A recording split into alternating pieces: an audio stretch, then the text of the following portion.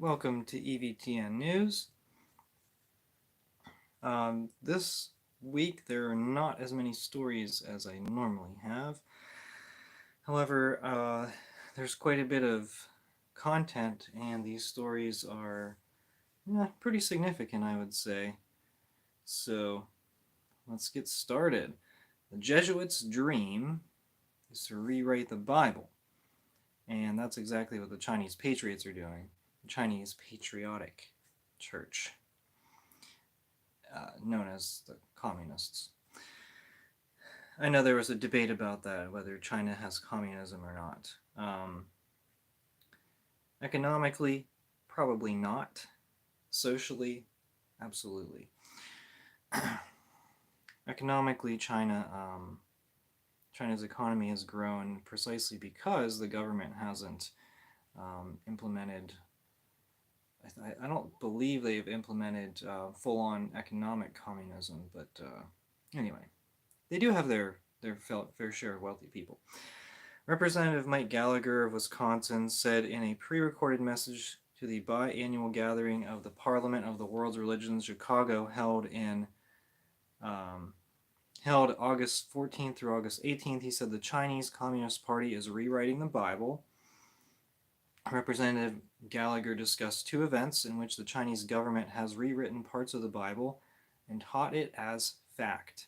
In one example, he noted a misrepresentation of the account in the Gospel of John in which Christ says, "Let he among you without sin cast the first stone," when a woman is accused of adultery. It's a beautiful story of mercy and forgiveness, unless, of course, you are a CCP official. Then it's a story of a dissident challenging the authority of the state. A possible sneak preview of what a Bible with socialist characteristics might look like appeared in a Chinese university textbook in 2020. The rewritten Gospel of John excerpt ends not with mercy, but with Jesus himself stoning the adulterous woman to death. So, here's one example. In another example, Representative Gallagher said that local Chinese Communist Party officials in the Henan province of China forced churches to replace displays of the Ten Commandments with quotes from President Xi Jinping. Gallagher noted that quotes like "Thou shalt have no other gods before me" became dictates like "resolutely guard against the infiltration of Western ideology." Xi Jinping has no problem with the first commandment so long as he and the CCP, Chinese Communist Party, are playing the role of God. So, this is a preview of also what's coming, possibly even in the church. I haven't seen extensive efforts for Jesuits to rewrite the Bible, just might mainly distort the teachings of the church. Grab yourself a copy of the Douay-Rheims Bible as well. It's also online, and I don't think that will be unavailable at any point in time. I don't anticipate that, but it doesn't hurt to have a copy. I know that Pope Francis changed the Our Father, attempted to change the words of the Our Father in Italian, and we know that that's not correct. I mean, we know that. So, but if you say the Our Father in Latin, it doesn't change. The meaning doesn't change. And anyway, kind of a random side note. I think, if you have a copy of the Bible, it's going to do you a lot of good. Especially the copy of the Douay-Rheims Bible, that'll do you some good. Okay. Welcome to our commenters. In an August 18th article in his diocesan newspaper, Bishop Edward Rice of Missouri Diocese, Springfield, Cape Girardeau, he banned the Novus Ordos celebration towards God. He banned Ad Orientem, Novus Ordos. Only a handful of his priests are doing so. We're doing the Novus Ordo. He said, "I request that all priests celebrate Mass facing the people." He writes, adding that no priest has asked permission to celebrate in any other way, although no such permission is actually needed in reality. So he's targeting a small group of priests. They didn't ask permission because they didn't need permission, but he banned it anyway. And these are the tyrants we're dealing with. This bishop is 63 years old, and so he has plenty of time to rise up the ranks in the Francis Church. However, there have been bishops that have been speaking out, mostly retired bishops, but they've been speaking out against Francis. And it seems as though with them being retired, they have they have quite a bit more freedom to say what they think. However, I think it kind of underscores an opinion that people are basically sick of Francis. I mean, it's not just the angry trads the National Catholic Distorter, they re-released, I don't know if they ever released it, but Pope Francis railed against traditionalists during his World Francis Day. During World Francis Day in Portugal, he talks to the Jesuits, and he always tells them about fixation, that you shouldn't be fixated on sins against the Sixth Commandment, and maybe that would explain why he appoints so many perverts. But it's kind of bad. I mean, what would I say? Like, kind of absurd, actually. Like, oh well, those sins aren't that bad, and that's the Jesuit mindset, and that's evil. I mean, I think real Catholics, are sick of Francis and ready for a Catholic Pope. It'd be nice to get a Catholic Pope, but apparently we haven't had one in over 50 years. So, I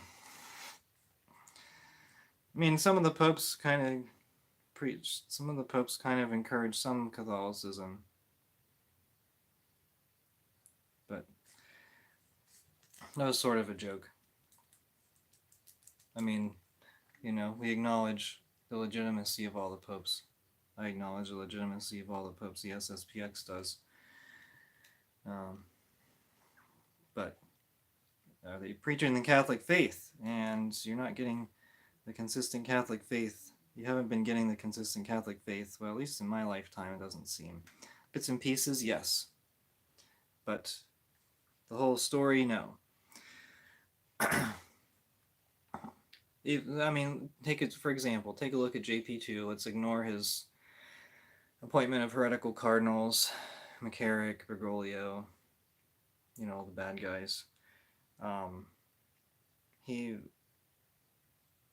permitted altar girls.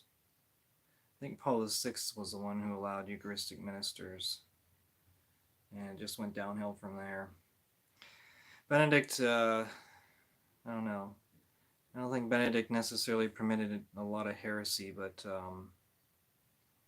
he was kind of stuck in the Vatican II world. The mutual enrichment idea was kind of a fake idea. I mean, it's fake. Mutual enrichment. The Novus Ordo, or the Latin Mass enriches the Novus Ordo. Sure, the Novus Ordo enriches the Latin Mass. Not so much. The only way it does is that you can see how liturgy can be inferior, I guess. Objectively. Okay, Latin Mass, end date.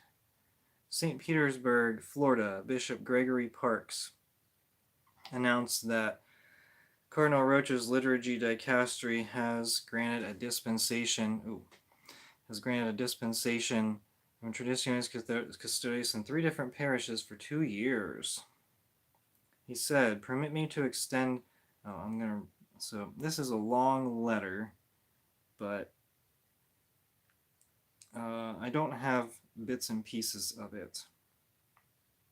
So he requested a dispensation in March of 2023.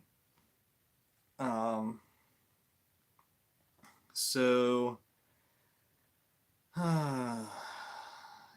said, in my request, I presented spiritual and pastoral reasons the dispensation would foster the harmony and communion of the diocese and the communities celebrating the antecedent liturgy. On July 20th, 2023, the dicastery issued its response and granted the requested dispensations for 2 years. The decree also allowed the diocese to revisit the pastoral conditions which motivated the March 2023 request after the 2 years period expires. The Holy See will permit a request to extend the dispensation if the pastoral and spiritual reasons remain and suggest the dispensation's renewal, so it won't be renewed as long as Francis is Pope. But that's 2 years, so they have 2 years for a new Pope. Chances are okay. I mean, the chances are decent that will happen. He said the dicastery's response was, that's probably a typo, was gracious and generous. In fact, it is more generous than I expected, given that, as far as I am aware, other dioceses have not received dispensations for more than a year. I wouldn't use the term generous, but I would say it's probably different than what he expected. Probably, what would I say? Less hostile than people would expect. It is obvious they were sensitive to the pastoral and spiritual reasons articulated in my request. It is hoped that the faithful of Epiphany Parish, which is the Latin Mass community, will understand the pastoral concern for them that led me to request the dispensation and the generosity of the Holy See's response. Please encourage parishioners to be grateful that the dicastery granted this favor on Pope Francis's behalf. Well, if he didn't try to crush Latin masses in the first place, should we be grateful? Should we be grateful that he tried to crush Latin masses in the first place? No, this just isn't evil. I mean, that's all it is. It's just he decided not to be evil, the Vatican, because banning the Latin Mass is an offense against divine law. And it cannot be obeyed. So, okay. Specifically, the Holy See presented the motu proprius provisions which granted the dispensation should keep in mind, namely, this is very clear. They're trying to crush it. Pastors should take steps over the next 2 years to lead the faithful toward the celebration of the Roman Missal of the Saints Paul VI and Pope John Paul II. The Holy See encourages the faithful to celebrate the Eucharist in the Novus Ordo in Latin, wherein the nobility, beauty, and grandeur of the Roman Rite can be fully experienced, including its musical patrimony. That's absolutely a contradiction. At the very least, parish leaders should not manifest an attitude of disparagement towards the Novus Ordo or the faithful who celebrate the liturgy according to the Roman Missal. So I don't know that I've really been critical of Novus Ordo attendees because some of them are stuck. Some of them don't have a local Latin Mass. Whatever that means. Maybe it's 2 hours away. Is that worth it? How about 3 hours? Is it worth driving that distance every Sunday? I don't know. He said, nor should parishes promote the antecedent liturgy as a purer or more traditional alternative to the current liturgical books, which uniquely express the Roman Rite. So they have to throw in their propaganda. The Latin Mass is absolutely a more traditional alternative to the current liturgical books. The Roman, the true expression of the Roman Rite.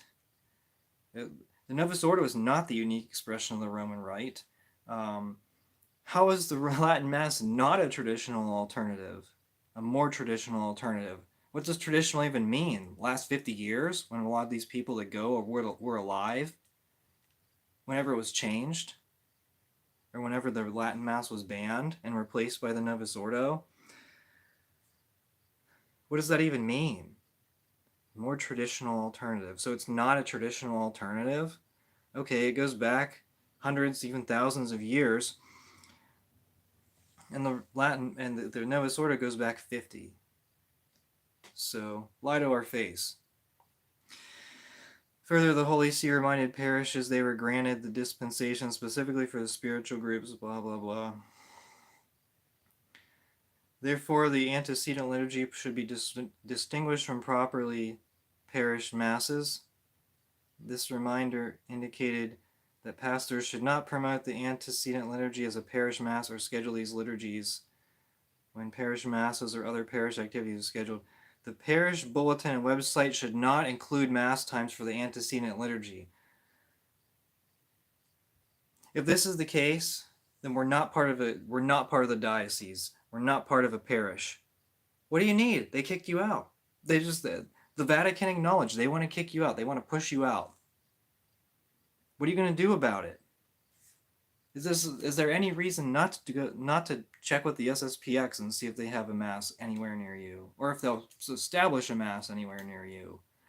Because this is telling you you're not part of the diocese. Okay, the SSPX isn't either. So there you go. There's your invitation.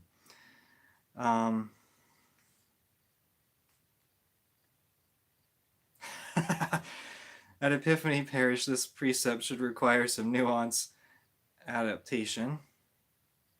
However, you should be attentive to how the spirit of this norm can be implemented as much as possible.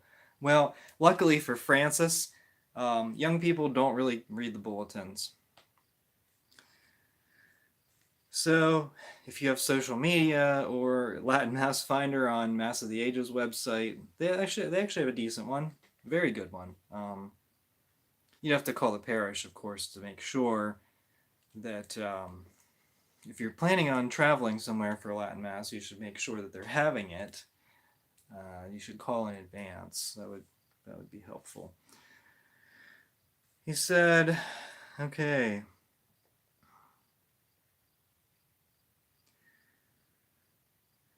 So anyway, he said, I look forward to cooperating with you and your parishioners and finding the way forward with prudence.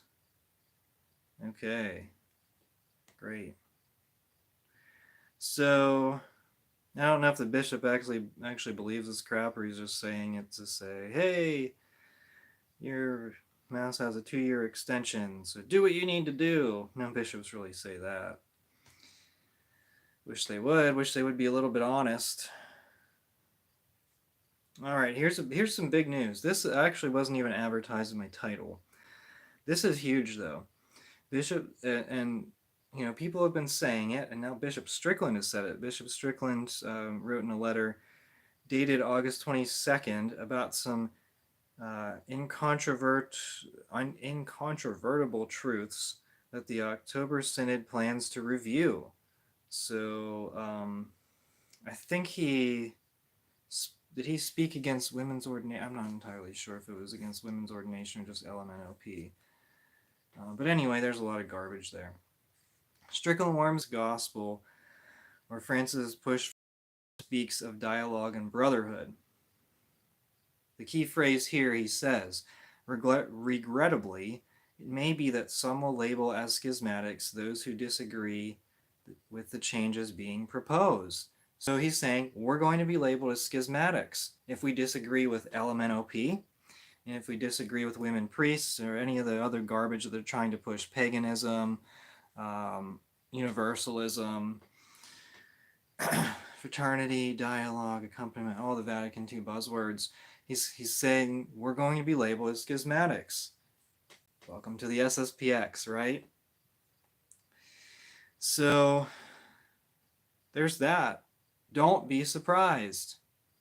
Don't be demoralized if you're labeled a schismatic for believing in the Catholic faith. Whatever, the Baltimore Catechism talks about, it discusses doctrines of the Catholic faith, and if those are contradicted, you got to choose. What are you choosing, the Francis Church or the Catholic faith? It's pretty simple. Now, with this October Synod, so it's entirely possible, it could be like the Amazon Synod, where they say a bunch of heretical things, And then the final document doesn't necessarily contain those heresies. Now, in the Amazon Synod, it was Cardinal Sarah and Pope Benedict XVI who intervened about clerical celibacy. But, and so whenever the document was published, people said, this is a miracle. This is a miracle because it didn't contain the heresies that were being discussed, like women's ordination and married priesthood and all this stuff. Married priesthood isn't a heresy, but it's a discipline of the Roman Rite. And they said it didn't contain the heresies of women priests, and it's like that's a miracle. And I'm like, no, it's not a miracle because it still contained a lot of pagan garbage in the final document. I wouldn't celebrate it. You know, you're expecting the worst and you don't get the worst, okay, but it's still bad. So we might be labeled schismatics. Okay. All right. And this along the same line. Now, let me talk about this first. Priest and pastoral. Meanwhile, Pope Francis insulted traditionalists during the World Francis Day speech he gave to the Jesuits. But meanwhile, priests and pastoral helpers in the Berlin Archdiocese may perform LMNOP blessings, Archbishop Heiner Koch wrote on August 25th. I thought he already authorized that, but whatever. Authorized. He doesn't have the authority to authorize blessing of sin. But anyway, he said he will not take action against such blasphemies, but would himself only bless LMNOPs if the Vatican allowed it. So he's not going to do that himself, but he gave the go-ahead to allow such abominations to take place. So, great. Very good. Not really. Not at all. It's the Francis Church. We're seeing very clearly who the good guys and the bad guys are. I think that's the silver lining, the positive that you can see here. Thanks to Pope Francis, I now attend the Latin Mass. If we didn't have a Pope like Francis, maybe I wouldn't attend the Latin Mass. Maybe I wouldn't have been interested in researching things and attending the Latin Mass. I don't know. But it took a Pope like Francis to drive me to attend the Latin Mass and others as well. Not out of spite, but just out of investigation, searching what was the truth. And finding it out. So also there was a rumor, it was Alex Jones mentioned it, so who knows. He was right about some things, but I don't know about everything. They talked about potentially bringing back lockdowns, and if that's the case, find a priest who will say Mass for you. Ask them, point blank, yes or no questions. Force them to answer you.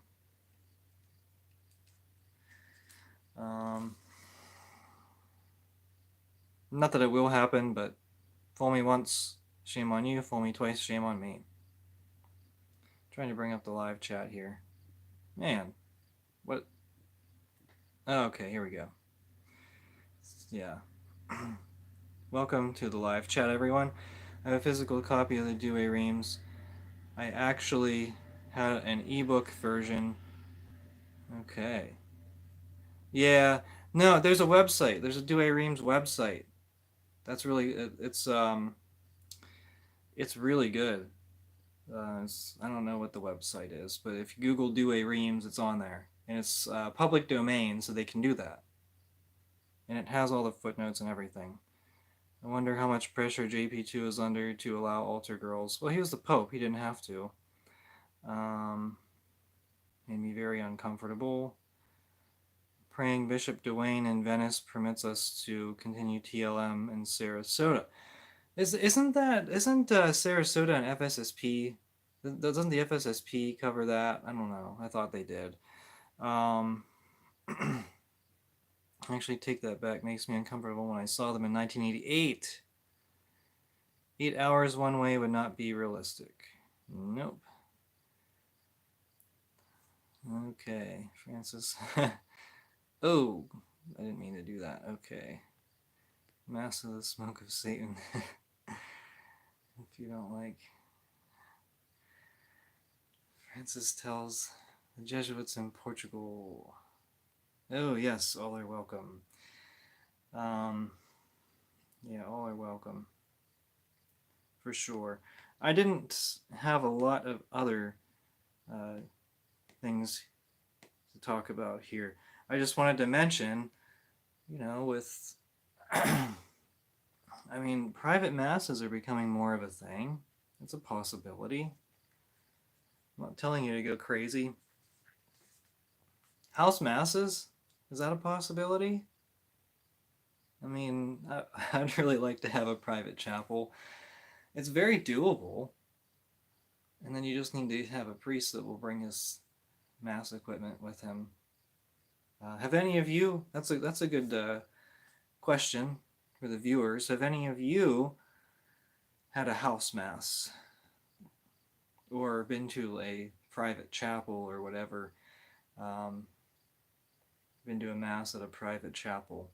A private chapel would be an interesting idea if people have money. I mean, I don't know that I'd ever be able to buy a private chapel unless it were part of my house, and even then, I'd have to.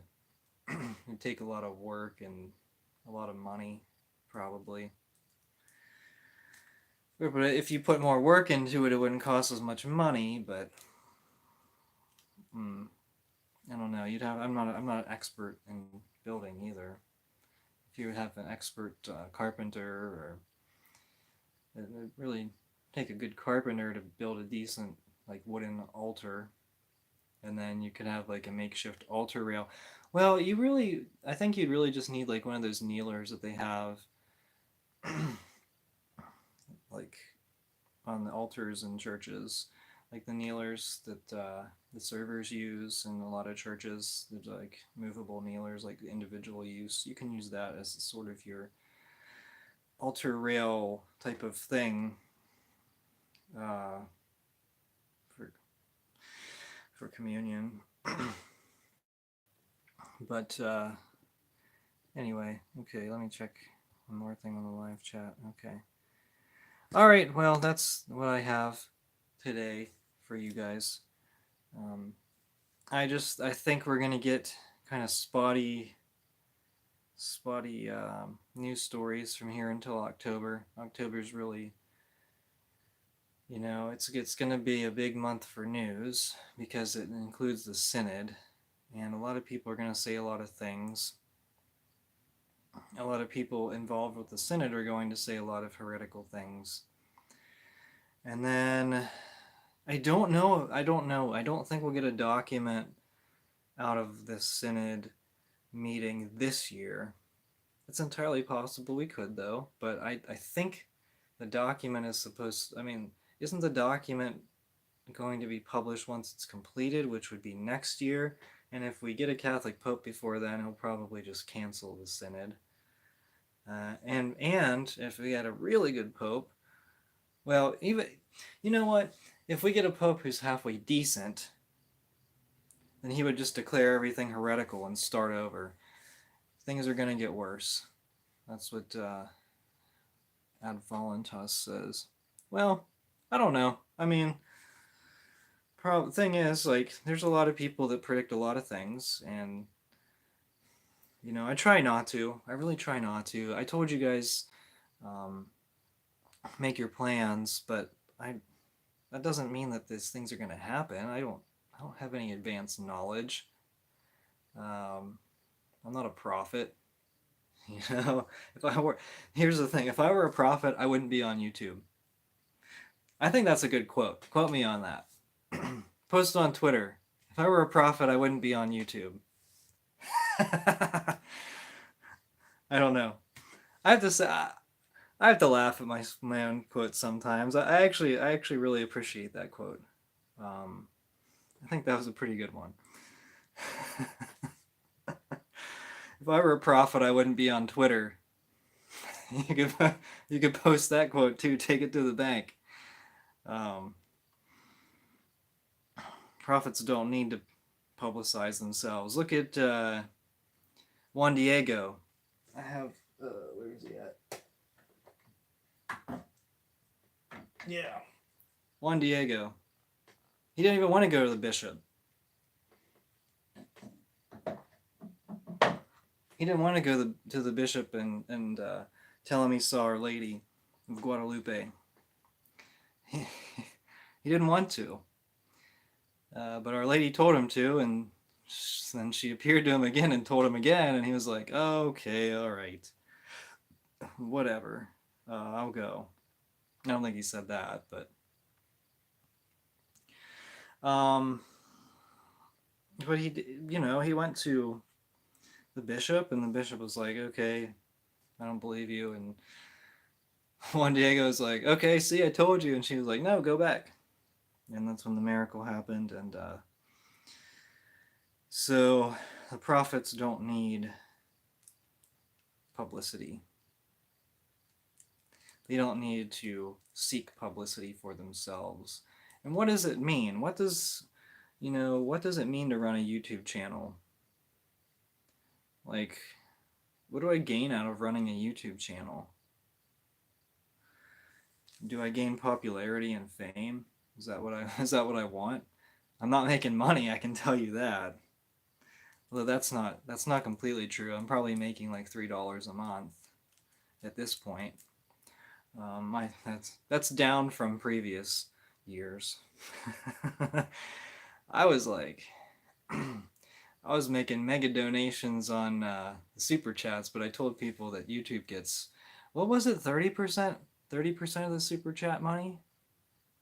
So I told them not to do that. Donate, if you're even going to donate $10, if you're even considering donating $10 to a super chat, donate it to a monastery. Seriously, there's plenty of traditional monasteries. Donate it to them. Donate it to the SSPX seminary. There's plenty of places. I know some people who are deacons in the FSSP. They're very good people. Help them out. I'm really excited for them to be ordained next year. That's still a long ways off, but for them it will come quickly. I'm sure. Let's see what. Due to the way that the Old Testament is set up in the Douay Rheims Bible, I start on Isaiah tomorrow. I just finish Ecclesiasticus and Sirach. Yes. Are you doing the Bible in a year? You know that I have a Bible in 3-year plan. It's on this channel. Douay Rheims Bible in 3 years. It's a little bit awkward. Yes, it's a little bit. My Bible in 3 years is a little bit awkward in the New Testament because it's so short. That the segments in the New Testament are so short. But you get through the Bible, you get through the Douay Rheims Bible in 3 years, and it only takes you 7 minutes a day to read, or less, to read your daily readings. So that would be really good if you have limited time, but you like to get through the whole Bible and you haven't read through it before. Or you just like to get in the habit of daily scripture reading, but you want something that's sort of like a low time commitment. I know that a lot of us have busy schedules for sure, and even if you pray like several rosaries a day, it's still hard to fit stuff in if you don't have a routine. So this could get you in the habit of spiritual reading, and I have it in a PDF format, so you could theoretically change the dates. And you can just drag it, or not PDF. Well, I have it in PDF, but also Excel, or the whatever the very old version of Excel. You can download that format and drag the dates and customize it to when you want to start. In 3 years, you will have read through the entire Douay Rheims Bible. So that's a good thing. Let's see. I'm just reading on my own. I read the New Testament during my holy hour on Fridays. Well, that's good. I know that I certainly couldn't read through it if I didn't have like a plan, because I kind of lose motivation if I don't have like a set schedule. I am reading through a bunch of catechisms currently. I have book 6 Catechism Anthology. I will review it when I'm done with it, and like I think I have like 200 days left. So the end is not really in sight too much, but I donate to the FSSP seminary. They have it right in my diocese. 11 new deacons this year. Yes, I know 2 of the 11 deacons. Yes, those are the ones I'm talking about, and I've met them personally, and I'm very excited for them to be ordained priests. Okay, this has been EVTN News. Until next time, thank you so much for watching. We are the laity, and we will not be silent.